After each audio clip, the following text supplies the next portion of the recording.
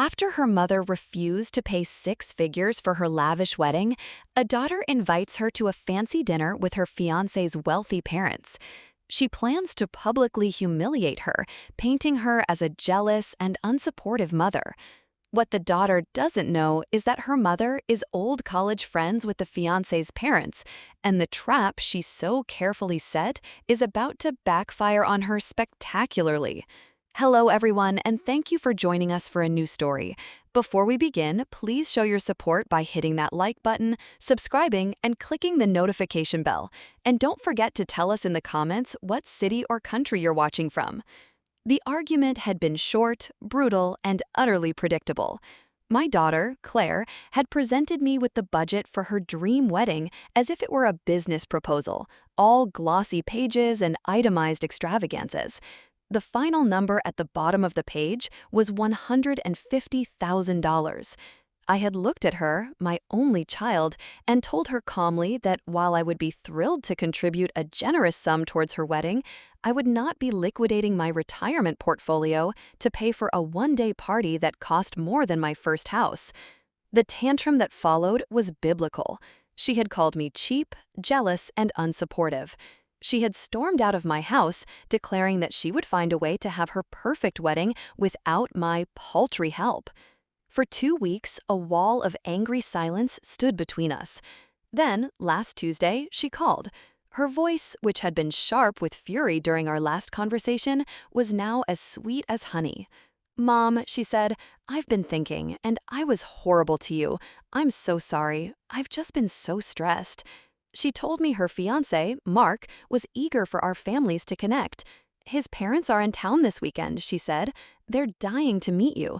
I booked a table for all of us at the Carlisle on Saturday night. Please say you'll come. It would mean the world to me to make peace." A normal mother would have been flooded with relief. A normal mother would have seen this as a beautiful peace offering. But I had raised Claire. I knew her patterns. Her apologies were rarely about remorse. They were about strategy. A dinner at the Carlisle, one of the most expensive and exclusive restaurants in the city, with the parents of her wealthy fiancé, this wasn't an olive branch. This smelled like an ambush. I knew, with a certainty that settled deep in my bones, that this dinner was a trap. She was going to parade her fiancé's rich, successful parents in front of me, highlighting what I was refusing to provide, and likely paint me as the bitter, ungenerous mother in front of her new, powerful in-laws. "Of course, darling," I said into the phone, my voice warm and loving. "I would be delighted to meet them. What are their names, so I know who to look for?" "Cynthia and David Albright," she'd said. I felt a jolt, a flicker of electricity from a lifelong past. Albright. Cynthia Albright. It couldn't be.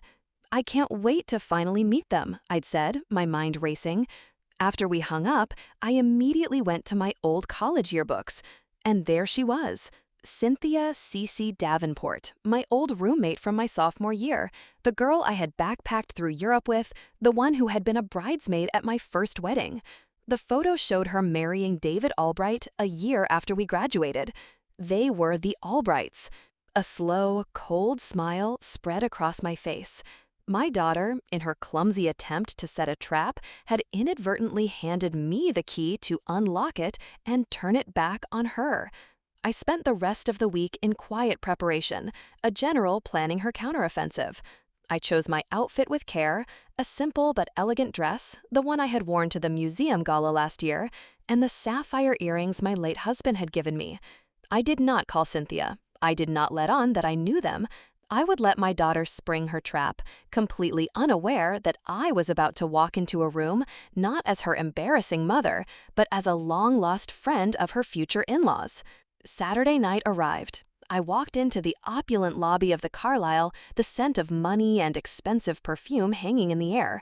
The maitre d' led me to their table. I saw them before they saw me. Claire was radiant, dressed to the nines. Mark, her handsome fiancé, sat beside her. And across from them sat a beautifully dressed, elegant woman with a familiar sparkle in her eye, and a distinguished-looking man with silver hair. It was Cece and David. My daughter saw me approaching, and she put on a bright, false smile, ready to begin her performance. She stood up to greet me, ready to introduce me as her simple, widowed mother. But it was too late. Cynthia's eyes had locked with mine. Her perfectly lipsticked mouth fell open in disbelief. "Oh my God," she whispered, her voice carrying across the table. "Ellie? Ellie Davenport? Is that really you?" I've only just begun this story, but believe me, it's about to get even more intense. Stay tuned to find out what happens when the hero faces an even greater injustice. The look on my daughter's face was a masterpiece of thwarted ambition. Her mouth opened and closed, but no sound came out. She stared, completely bewildered, as Cynthia Albright, her future mother-in-law, the powerful matriarch she was so desperate to impress, shot up from her seat and rushed towards me, her arms wide open. "Ellie Davenport!" she cried, her voice full of genuine, unadulterated joy. "I don't believe it! After all these years!" We embraced in a hug that spanned 3 decades, laughing and crying all at once. David Albright, her husband, was right behind her, a broad, warm smile on his face.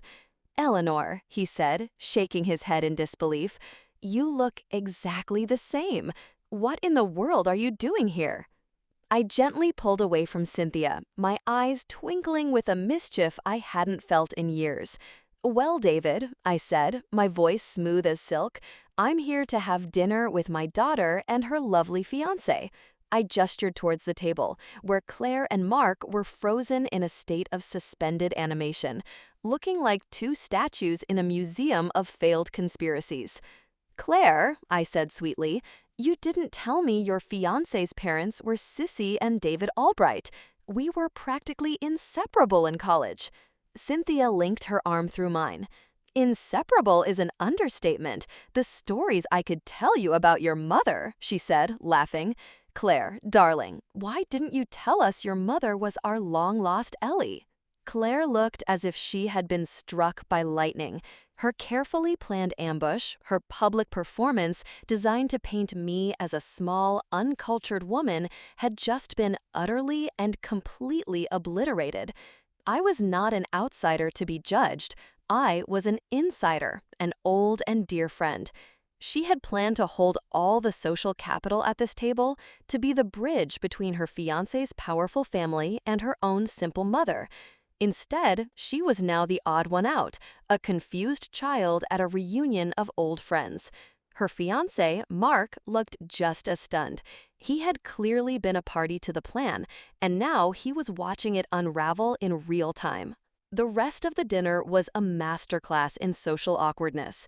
Cynthia and I dominated the conversation, reminiscing about our wild post-college trip to Greece, laughing about old professors and shared heartbreaks. David would chime in with his own memories, and the 3 of us fell back into the easy, comfortable rhythm of an old friendship. Claire and Mark were left on the sidelines, trying desperately to keep up. Claire would attempt to interject with a story about her successful coffee shop, but the conversation would inevitably flow back to a shared memory she had no part in. She was a stranger at her own table, her planned performance rendered utterly irrelevant. I made a point of being gracious to her, of course. I would turn the conversation to her wedding plans, asking Cynthia for her opinion on the venue. "Oh, Ellie, you always had such an eye for beautiful things," Cynthia would say, further cementing my status not as a cheap mother, but as a woman of taste. Claire had wanted to use her in-laws as a weapon against me, to show me the world of wealth and sophistication I was denying her. Instead, her in-laws were spending the entire evening confirming that I had been a part of that world long before she was even born. The trap had not just failed, it had sprung shut on her. As the evening wound down, Cynthia touched my arm. "We have to catch up properly, Ellie. No more losing touch. We're in town for another week." She turned to her son. "Mark, make sure we get your mother-in-law's number. We'll have a proper lunch, just us girls." Claire's face was a pale, tight mask of a smile. She had been rendered a supporting character in her own engagement dinner. The check arrived, and before Mark or David could reach for it, I placed my credit card on the tray. "Let me," I said, simply. A celebration of old friends and new. No one argued. We said our goodbyes in the lobby. Cynthia and David hugged me again, making plans for the week. Claire and Mark stood by, silent and awkward. After her in-laws had left, Claire finally looked at me, her eyes a mixture of fury and humiliation. "You knew," she whispered, her voice trembling. I gave her a serene smile. "Of course, dear," I said, patting her cheek. "You invited me to dinner. It would have been rude not to do my homework." And with that, I walked out into the cool night air, leaving her to ponder the ruins of her failed little trap. The drive home was quiet. The triumph I should have felt was absent, replaced by a deep and hollow sorrow. I had won the battle, yes. I had dismantled my daughter's petty ambush with surgical precision. But in doing so, the war had revealed a landscape of devastation. My daughter had been willing to publicly humiliate me to get what she wanted. She had planned to use her future in-laws as a weapon against me. The knowledge of that cold calculation was a far deeper wound than any argument over money. I had outsmarted her, but I felt like I had lost her all the same. I went to bed that night not feeling like a victor, but like a general who had just survived a battle against her own army. I gave her space. I didn't call, I didn't text. I knew the next move had to be hers. But the first call came not from my daughter, but from Cynthia Albright. She called the next afternoon, her voice as bright and bubbly as it had been 30 years ago. "Ellie, I'm still buzzing from last night. It was such a wonderful surprise," she began. We spent 10 minutes laughing and reminiscing before her tone shifted, becoming more serious and questioning. "Ellie," she said, a note of confusion in her voice, "I have to be honest. The way Claire spoke about you before you arrived, she painted a very different picture. She made you sound, well, provincial, a bit difficult. She never mentioned you were a successful gallery owner for 30 years or that you'd spent a summer volunteering in a Kenyan village. She never mentioned we knew each other." I chose my words with a surgeon's care. I would not badmouth my own child, no matter how much she deserved it. "Claire and I have been having a rather significant disagreement about the wedding budget, Cece," I said calmly. "She wants a celebration that is far beyond what is fiscally responsible. I offered a generous contribution, but refused to pay for the entire fantasy. I suspect last night's dinner was intended to be a demonstration, a way to show me the kind of lifestyle she feels she is entitled to and that I am supposedly withholding from her." There was a long silence on the other end of the line. Cynthia was many things, but a fool was not one of them. I could hear the gears turning in her sharp, intelligent mind as she reevaluated the entire evening in this new context. She wasn't just a friend of the mother's, she had been a pawn in the daughter's manipulative game. "So," Cynthia said finally, her voice now stripped of its earlier warmth, replaced by a cool, hard clarity. "She put her own mother in an intentionally awkward position, using us as props, in an attempt to manipulate you into giving her more money. Is that a fair assessment?" "I think that's a very fair assessment," I replied quietly. "I see," Cynthia said. The words were clipped, final. "Well, Eleanor, I cannot tell you how illuminating this has been. David and I are very particular about the character of the people who join our family. We value honesty and integrity above all else.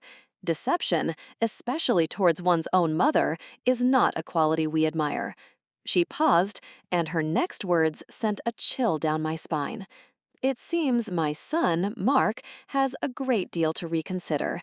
He was under the impression he was marrying a straightforward, ambitious young woman, not a manipulator."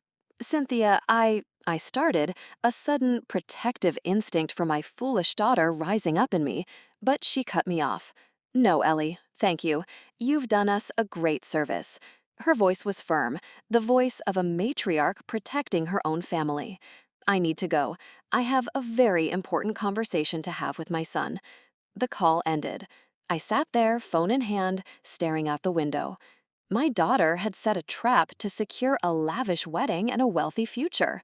But in her haste and her arrogance, she had forgotten the most important rule.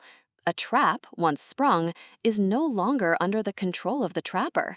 And this one, I suspected, had just caught a victim she had never intended: her own engagement. I didn't have to wait long. The call came 2 days later, not from Cynthia, but from a hysterical, weeping Claire. "He called it off," she sobbed into the phone, her voice thick with panic.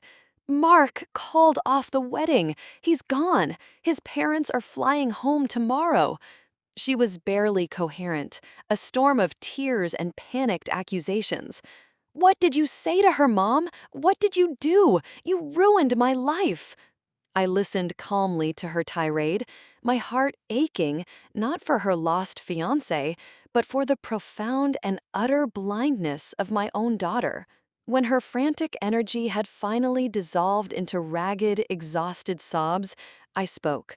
"I'm not having this conversation over the phone, Claire," I said, my voice even. "If you want to talk to me, you can come here." I hung up before she could reply.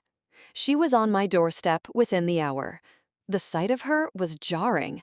The confident, immaculately dressed young woman who had planned my public humiliation was gone. In her place was a girl with puffy, red-rimmed eyes, dressed in sweatpants and a crumpled t-shirt. Her perfect world had been shattered, and she had come to stand among the ruins.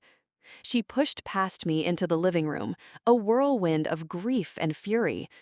"His mother told him everything," she accused, pacing back and forth like a caged animal. "She told him I tried to trap you, that I lied about knowing them. He said he can't marry someone he can't trust. He said if I could lie to my own mother so easily, he'd be a fool to think I'd ever be honest with him. You did this. This is your fault." I sat down in my favorite armchair and waited for her storm to pass. I let her scream. I let her cry. I let her hurl every last bit of blame and anger at me. And when she was finally done, her energy spent, her shoulders slumped in defeat, I looked at her. "No, Claire," I said, my voice quiet but unyielding. "This is not my fault. This is the consequence of your own choices." I leaned forward. "You set a trap for me. You planned to use the Albrights to make me feel small and poor so I would give you money. The trap worked perfectly. It just caught you instead of me. You showed Mark's parents exactly who you are, a manipulative, deceitful young woman who would publicly humiliate her own mother for money. And they, unlike me, were not blinded by a lifetime of love. They saw you clearly, and so did their son." My words were not cruel, but they were the truth, and the truth hit her with the force of a physical blow. She staggered back as if I had slapped her and collapsed onto the sofa. The anger finally broke, and what was left was a raw, ugly, and honest despair. She wasn't crying about the lost wedding anymore. She was crying about herself. "What's wrong with me?" she whispered to her hands. "Why am I like this? All I could think about was the money, the status, showing everyone I had made it. I didn't even care about Mark, not really. I just cared about what he represented." It was the first truly honest thing she had said to me in years. It was a confession, not of a single bad act, but of a flawed character she was finally seeing for herself. I went to the kitchen, made 2 cups of tea, and sat down on the sofa next to her. I didn't say, "I told you so." I didn't offer any easy words of comfort. I just sat with her, in the quiet, letting her confront the person she had become. The path forward for her would be long and difficult. She had to rebuild her life, not on a foundation of lies and entitlement, but on something real. After a long silence, she looked at me, her eyes filled with a shame so deep it was painful to see.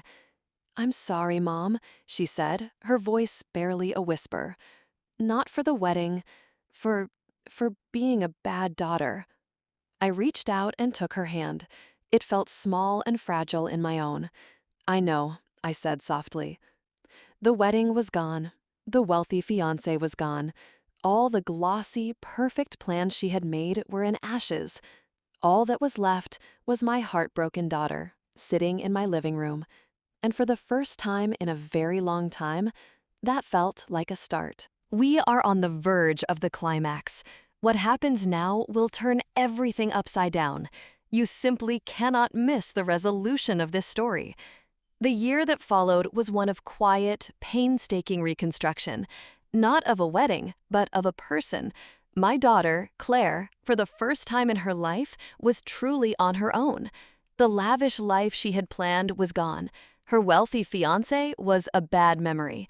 The trust fund I had established for her remained untouched, a silent monument to a lesson learned. She got a simple job as an administrative assistant at a small nonprofit. She moved into a tiny one-bedroom apartment on the other side of town, the kind with thin walls and a temperamental radiator. She sold the designer clothes and expensive car, and she started seeing a therapist twice a week. Our own relationship was rebuilt slowly, brick by fragile brick. We started with coffee once a month in a neutral location, then tentative dinners at my house. The conversations were different now. The easy, thoughtless chatter of the past was replaced by a quiet, sometimes awkward, but always honest dialogue. She talked about her job, her budget, the simple, difficult task of building a life from the ground up. She never once asked about the money. She never mentioned the Albrights or the disastrous dinner. She never complained about her new, humbler life. I saw her grappling with her own character, and for the first time, I saw her developing a strength that had nothing to do with wealth or status. I didn't offer to make it easier for her. I knew that would undo everything. The greatest gift I could give her now was the space to build herself. I was her mother, not her benefactor.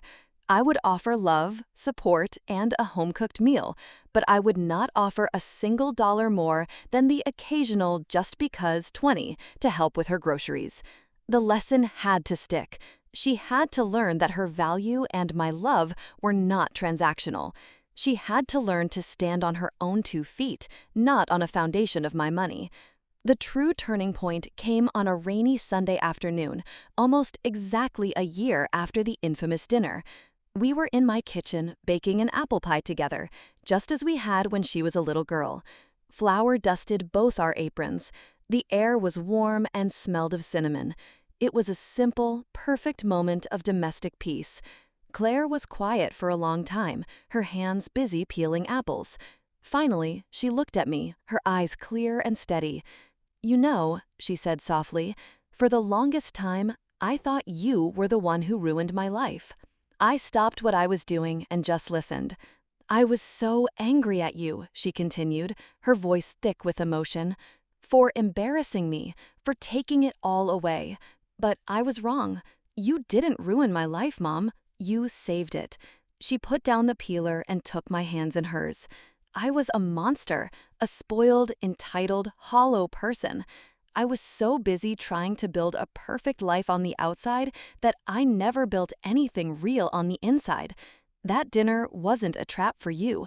It was an intervention for me, a horrible, painful, and absolutely necessary intervention. Tears streamed down her face, but for the first time, they were not tears of anger or self-pity. They were tears of gratitude. "Thank you," she whispered. "Thank you for not letting me get away with it. Thank you for being strong enough to let me fail." I pulled my daughter into my arms, the scent of apples and cinnamon surrounding us.